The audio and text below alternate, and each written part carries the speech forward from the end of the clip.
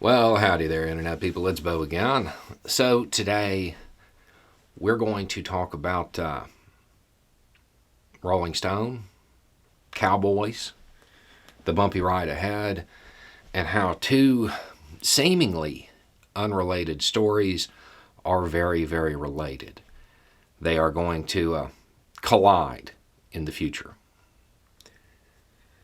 So, the big story that's kind of dominating everything was the report coming out of Rolling Stone that said they talked to two organizers of the rally on the 6th, the one that was held prior to everybody going to the Capitol, right? And those organizers dropped names, and they said these members of Congress were involved in the planning. They said they had pardons dangled in front of them. That's what's catching the headlines, right? That's what the coverage is about. Now, these same organizers, in their narrative, they paint themselves in the best possible light. We had no idea this was going to happen. We were just holding a rally. We didn't know what was going to occur at the Capitol. Get ready to hear that a lot. So that's one story.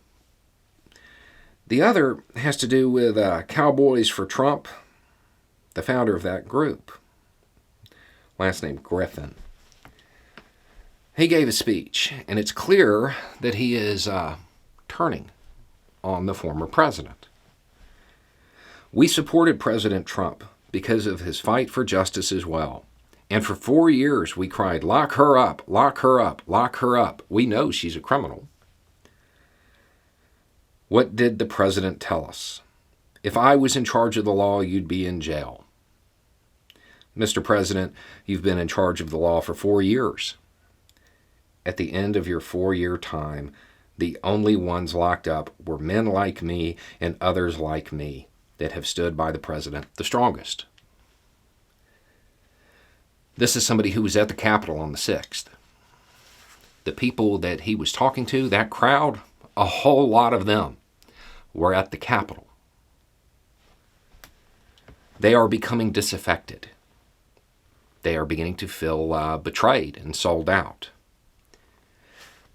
The story from the Rolling Stone, that narrative where, oh, well, yeah, I had something to do with planning this other rally, but I had no idea. Those people are just, there's something wrong with them. They did that on their own. Nobody could have known. You're going to hear that a lot. This crowd of people that this cowboy was speaking to, they're going to hear it too. The Republican Party as a whole, but specifically that subset, a lot of those named, they've leaned real heavy into this revolutionary rhetoric. They have ads where they're firing weapons. The AR-15 might as well be a symbol of the Republican Party at this point. They talk about dying for their cause, right? This crowd that the cowboy was speaking to, they viewed these people as their leaders. And they're about to watch their leaders sell them out, disavow them, disown them, say that what they did was wrong, because it's the only way those people in Congress are going to save themselves. So they're going to do that. They're going to mock them. Where did the anger come from?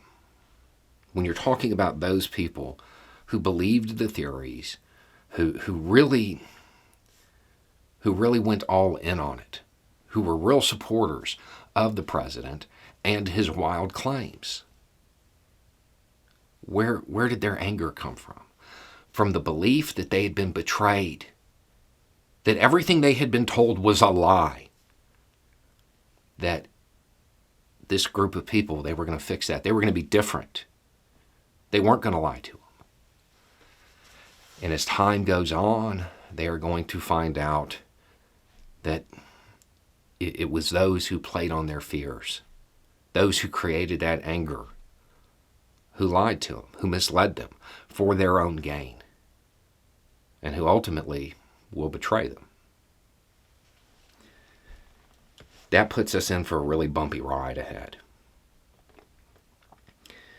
This group of people that they're in the process of selling out, they are hyper militant. They are radicalized. They are angry, and they're about to be betrayed. That's how they're going to perceive it. I can't imagine what might happen next. This group of people, the people that this cowboy was speaking to, the people who were at the Capitol on the 6th, they've already abandoned politics. They are ready to pursue politics by other means. And their leadership is about to sell them out publicly. That is going to create a lot of angry people. A lot of people who gave up 4 years with their families, alienated their families in some cases, lost friends, lost their jobs. Some of them lost their freedom because they were duped, because they got tricked. And now, people who were motivated to engage in the activities that occurred on the 6th through the mere suggestion, with no real evidence, that they had been betrayed by the system that they believed in, they're going to watch live on C-SPAN as these members of Congress sell them out, disavow them, disown them, say that everything that they believed was a lie, even though, in large part, these members of Congress are the people who created the lie. The smartest thing for the people who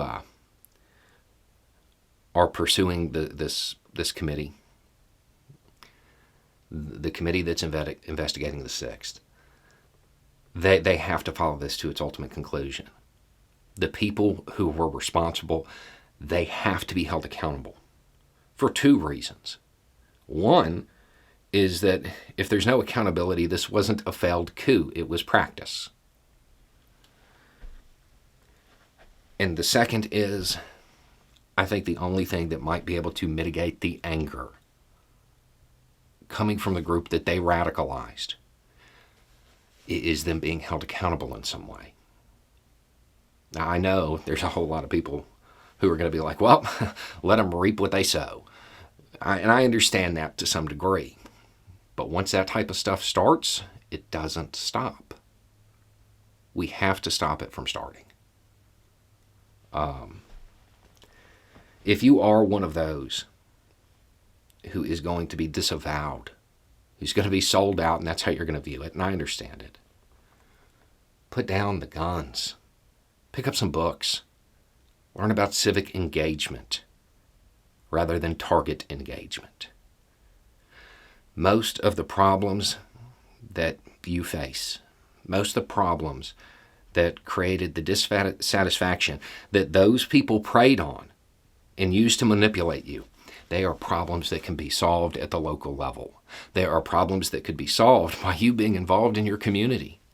Had you been involved in your community rather than traveling around the country going to rallies, a whole lot of things might be different. Those problems might be solved, or at least mitigated. They lied to you. They lied to you. And they are going to continue to do so as long as it works. Your best defense against the manipulation that they used is to become educated and to start looking after your local community rather than being concerned and being angry about what people in D.C. tell you to be angry about.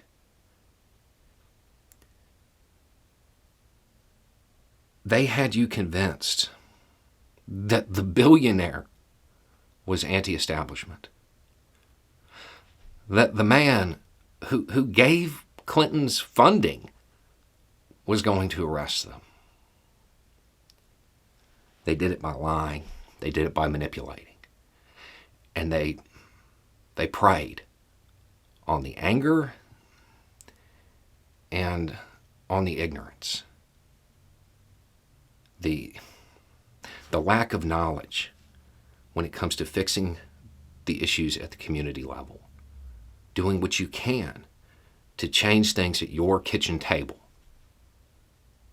They didn't tell you how to do that. They just told you to be mad and pointed the finger, because they knew that, well, if you did that, you'd give them money. We are in for a very bumpy ride if this crew that has been radicalized ends up feeling sold out. Anyway, it's just a thought. Y'all have a good day.